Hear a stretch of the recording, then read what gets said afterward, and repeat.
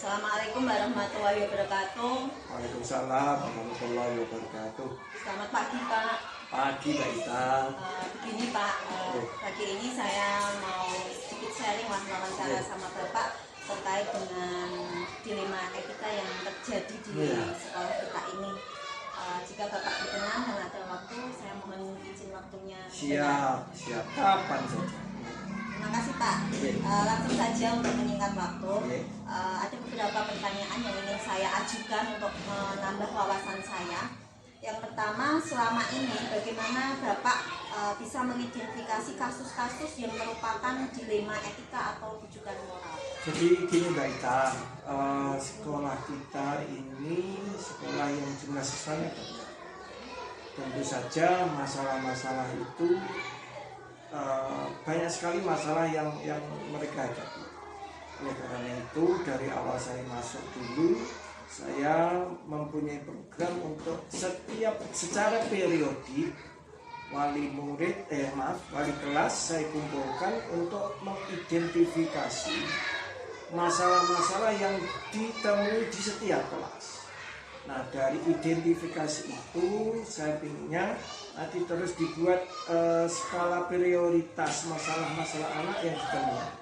Nah, dari skala prioritas inilah nanti masalah yang mana yang berat segera dicari solusinya.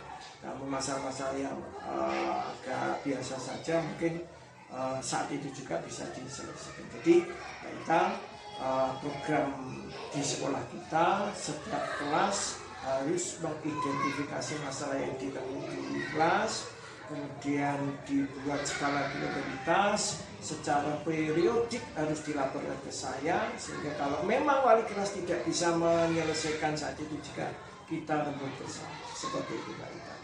Terima kasih Pak. Kemudian yang kedua, selama ini bagaimana Bapak menjalankan pengambilan keputusan di sekolah ini, terutama untuk kasus-kasus di mana ada dua kepentingan yang sama-sama benar atau sama-sama mengandung nilai kebajikan? Gini Mbak Ita, seperti yang saya katakan tadi bahwa kita ambil skala prioritas, kemudian ditelaah bersama masalah itu. Jadi masalah yang memang berat kita diskusikan bersama di rapat Bapak Ibu guru. Dengan didiskusikan bersama inilah maka kemungkinan besar Bapak Ibu yang lain mempunyai solusi, tidak hanya saya, karena menyelesaikan masalah dengan cuma satu orang dengan banyak orang tetap berbeda. Nah, dari diskusi itu kita bisa mengambil satu kesimpulan. Memang oke lah, itu benar-benar dua masalah yang benar, tapi dari dua masalah yang benar itu ini mana yang terbaik untuk dijadikan solusi. Nah, itu yang diambil. Berarti dengan intinya menimbang untung ruginya gitu. Iya, ya. betul. Bagaimana dampak negatifnya ke anak, tidak hanya ke anak, ke sekolah juga kan gitu. Dampak negatif ke anak bagaimana, dampak negatif ke sekolah bagaimana, sehingga dengan dibahas bersama, diambil solusi yang paling baik, terjadi win-win solution. Kemudian yang ketiga, langkah-langkah atau prosedur seperti apa yang sudah Bapak lakukan selama ini? Mungkin di sekolah sebelum di sini juga bisa Bapak bagi pengalaman untuk saya. Iya, jadi langkah-langkahnya seperti itu tadi Mbak Ita, yang saya terapkan di sekolah sebelum saya di sini, karena memang saya di sini bulan Maret, ini saya bulan Maret di sini. Langkah yang saya ambil di sekolah sebelumnya itu adalah yaitu tadi dengan secara periodik membahas, melaporkan secara periodik melaporkan temuan-temuan masalah di kelasnya masing-masing, dan menemukan masalah itu tadi dilaporkan, diambil solusi bersama, sehingga setiap masalah yang muncul tidak beberapa lama kemudian masalah itu sudah terselesaikan, tidak menjadi bom waktu suatu saat meledak, malah sangat berbahaya. Jadi ada kerjasama dengan Iya betul ya. Kita melibatkan semua semua yang ada di sekolah. Tidak hanya Bapak Ibu guru, mungkin Pak penjaga pun kalau mempunyai informasi kita butuhkan ya kita pakai. Kemudian hal-hal apa saja yang selama ini Bapak anggap efektif dalam pengambilan keputusan pada kasus-kasus dilema etika? Ya,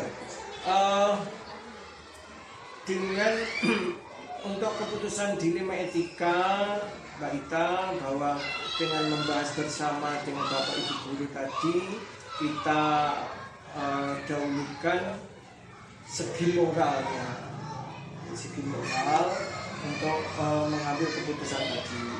Mana moral yang terbaik dari dua masalah itu? Yang terbaik itulah yang nanti kita ambil. Selama membuat keputusan tentu Bapak kan ada tantangan-tantangan tersendiri nih. Mungkin Bapak bisa berbagi pengalaman kepada saya, tantangan apa yang Bapak hadapi? Kalau tantangannya Mbak Ita, berkaitan dengan tantangan itu, masalah itu kan tidak dihadapi hanya anak. Kita menyelesaikan masalah Bapak Ibu dulu, jelas itu. Bapak Ibu guru kompak, sehingga pada saat muncul masalah di anak, kita dapat membahas bersama. Dengan kekompakan itu membahas bersama, keputusan yang terbaik untuk anak akan bisa diselesaikan. Kalau Bapak Ibu gurunya tidak kompak, malah berselisih sendiri, bagaimana kita bisa menyelesaikan anak? Seperti itu menurut saya. Jadi kita selesaikan dulu masalah Bapak Ibu guru. Ada masalah. Setelah masalah itu terselesaikan di Bapak Ibu guru, baru kita bersama-sama menyelesaikan yang masalah yang kita mulai. Berarti penyelesaian terdalam, kalau di dalamnya sudah tertata, baru kita kesimpulan. Kita kan memberi contoh. Iya. Kepada kemudian ketika penyelesaian suatu masalah dilema etika itu biasanya Bapak langsung menyelesaikan hari itu juga atau ada juga tenggang waktu atau ya. gimana? Kalau hal yang seperti itu kita lihat segi bobot masalahnya. Kalau memang masalahnya sangat ringan, bisa diselesaikan masalah saat itu kita selesaikan saat itu. Tetapi kalau masalah itu memerlukan pemikiran, memerlukan diskusi, maka penyelesaian itu harus kita diskusikan terlebih dahulu. Setelah kita terdiskusikan terlebih dahulu, baru nanti kita ambil keputusan bersama apa yang terbaik. Nah, setelah itu baru kita ambil keputusan. Kemudian selama ini mungkin ada faktor-faktor yang membantu Bapak dalam mengatasi kasus-kasus dilema etika.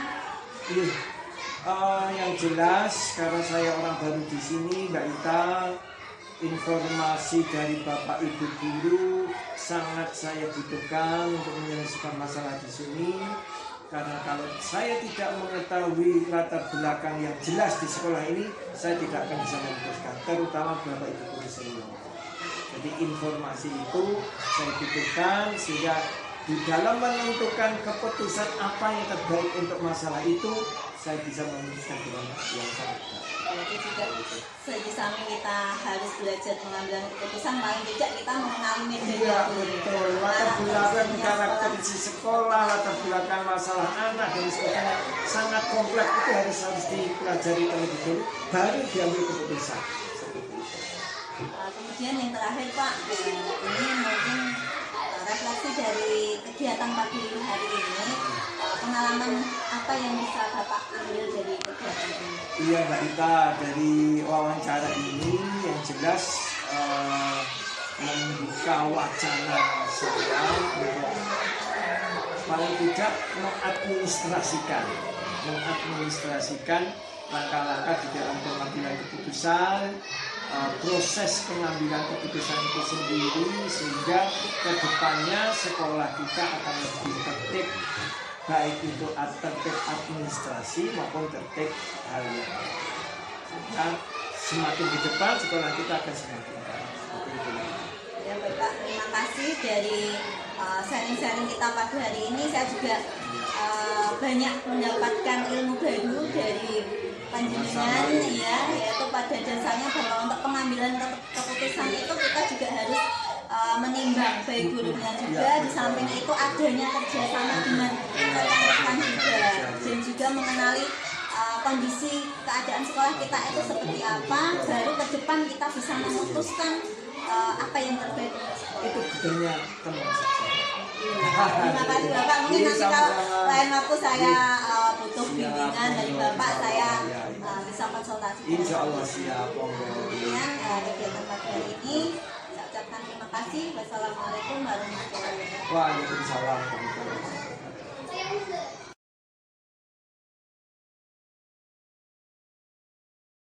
Assalamualaikum warahmatullahi wabarakatuh. Selamat pagi Pak Arif. Selamat pagi Bu Ika. Mohon izin saya mau sedikit sharing wawancara Bapak berkaitan dengan terjadinya dilema etika yang ada di sekolah Bapak. Jika ada waktu saya mohon izin wawancara. Silakan Bapak. Langsung saja ya Pak ya. Selama ini bagaimana Bapak bisa mengidentifikasi kasus-kasus yang merupakan dilema etika atau kebutuhan moral? Di sini sih sebetulnya saya kan juga baru ya Bu. Tapi untuk sebelum kesini saya menggali informasi apa yang harus saya selesaikan di sini. Apa ada kasus semacam apa, nanti saya catat satu persatu seperti itu. Mengenali lingkungan dulu ya, sebelum action untuk langkah selanjutnya. Kemudian yang kedua, selama ini bagaimana Bapak itu menjalankan pengambilan keputusan di sekolah ini atau sekolah sebelumnya juga tidak apa-apa, terutama untuk kasus-kasus di mana ada dua kepentingan yang sama-sama benar atau sama-sama mengandung nilai kebajikan. Itu tentunya kan bertentangan dengan hati nurani Bapak, sementara Bapak harus mengambil sebuah keputusan. Itu jenengan gimana? Dilihat dari permasalahannya dulu ya. Kalau memang permasalahannya tidak begitu berat, ya memang kita dengan cara istilahnya legowo, kita berperasaan kalau memang masalahnya itu besar, ya nanti kita dirapatkan bersama. Berarti melibatkan ya. Lain ya. Tidak cukup Bapak sendiri, tapi ada kerjasama. Kemudian yang ketiga, langkah-langkah atau prosedur seperti apa yang biasa Bapak lakukan selama ini? Langkah-langkah untuk mengatasi masalah itu? Iya, untuk pengambilan keputusan. Biasanya gini Bu, setiap ada masalah saya telusuri dulu. Jadi gini, latar belakangnya semacam dulu ya, kalau ada masalah latar belakangnya itu seperti apa dan terjadinya masalah, menimbulkan masalah itu seperti apa. Kalau memang bisa saya selesaikan sendiri atau itu nanti saya kasih saran atau kasih masukan, atau lebih-lebih kalau saya masih kasih bantuan, ya memang saya selesaikan secara pribadi dulu. Kalau enggak bisa, ya nanti saya harus mengkondisikan dengan semuanya dulu, saya ajak rapat untuk mengatasi masalah itu dengan cara seperti apa. Berarti ada kerjasama dengan rekan sejawat juga ya, tidak hanya mengandalkan sendiri. Selanjutnya, hal-hal apa saja yang selama ini Bapak anggap efektif dalam pengambilan keputusan pada kasus-kasus dilema etika? Yang Bapak anggap efektif, mungkin yang saya menerapkan ini lebih efektif untuk menyelesaikan kasus-kasus. Yang lebih efektif itu secara kekeluargaan lah. Kita benar kita timbulkan rasa kekeluargaan, nanti kan semua masalah kan bisa dikeluarkan. Jadi sebetulnya kalau saya lihat seorang ada masalah itu pertama memang tidak bisa mengeluarkan itu permasalahannya itu. Jadi nanti kalau misal udah saya panggil terus saya suruh mengeluarkan permasalahannya apa, jadi ya maka saya bantu juga guru tersebut itu jadi lega, itu kan sudah diomongkan permasalahannya gitu. Untuk kiat-kiat ya Pak. Kemudian apakah Anda memiliki sebuah jadwal atau waktu tertentu dalam melakukan penyelesaian kasus dilema etika? Apakah Bapak itu langsung menyelesaikan di hari yang sama atau di waktu yang berbeda. Mungkin bisa berbagi pengalaman dengan saya. Iya, sebetulnya gini, di sini tuh saya terapkan istilahnya mandi bulan. Apa itu, Pak? Nah, mandi bulan itu masalah gini. Dalam 1 bulan sekali, saya mengumpulkan para guru-guru. Terus kemudian saya beri kesempatan. Setiap ada masalah harus saya suruh mengeluarkan unek-uneknya masalahnya seperti apa. Kalau masalah pribadi sama antar guru, ya nanti istilahnya di situ emosi tidak apa-apa, tapi harus seketika itu aja emosinya. Jangan sampai nanti setelah acara mandi bulan ini selesai jangan dibawa. Gitu. Jadi di kegiatan itu mereka langsung bisa mengutarakan apa yang mereka inginkan. Semisal Bu Ita benci sama ini. Tidak cocok masalah apa-apa, harus kita mengutarakan sama si A ini, saya tidak cocok sama kamu, Alsa gini. Kalau perlu dengan kata-kata yang bisa Bu Ita nanti membuat lega itu langsung dicurahkan di situ. Tapi nanti ada catatan, kalau acaranya sudah selesai harus selesai permasalahannya, jangan dibawa-bawa lagi. Hari itu harus selesai juga. Iya, Pak. Menarik sekali ya Pak ya itu mandi bulan. Kemudian adakah seseorang atau faktor-faktor yang selama ini membantu Bapak dalam menyelesaikan kasus-kasus dilema etika? Ya sebenarnya ada guru yang lebih senior tentunya untuk saya mintai pertimbangan, karena memang saya di sini baru, terus ya memang dibilang muda ya. Iya gitu aja. Kemudian ini yang terakhir, pertanyaan terakhir ya Pak, dari apa yang kita lakukan ini, pengalaman apa yang bisa Bapak petik dari pengambilan keputusan dilema etika ini? Pengalaman yang bisa saya petik untuk mengambil keputusan ini adalah ketika gimana ya, itu muncul kan biasanya istilahnya masalah pribadi ya. Ya itu nanti ada imbal baliknya lah. Misal kok itu baik ya nanti harus diterapkan yang lebih baik. Berarti intinya ketika mengambil keputusan itu kita harus menimbang baik buruknya. Adanya pengambilan keputusan benar dan salah ya Pak. Tidak serta-merta kita memutuskan harus seperti ini, harus seperti itu. Iya.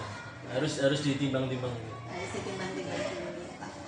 Terima kasih atas sharing-sharing kita pagi hari ini, cukup luar biasa dan menarik. Saya dapat pengalaman baru tentang mandi bulan. Mandi bulan ya. Mandi bulan itu seharusnya dilakukan tiap malam. Ketika malam lah itu untuk istilahnya Jawa mengudari masalah kan. Itu ya, mempererat kekeluargaan intinya gitu. Mempererat kekeluargaan, kemudian mengudari masalah. Kan kalau malam-malam ada bulan kan enak. Tapi saya terapkan di sini, berhubung di sini kan pagi, berarti paginya. Iya, pagi. Itu sungguh menarik banget.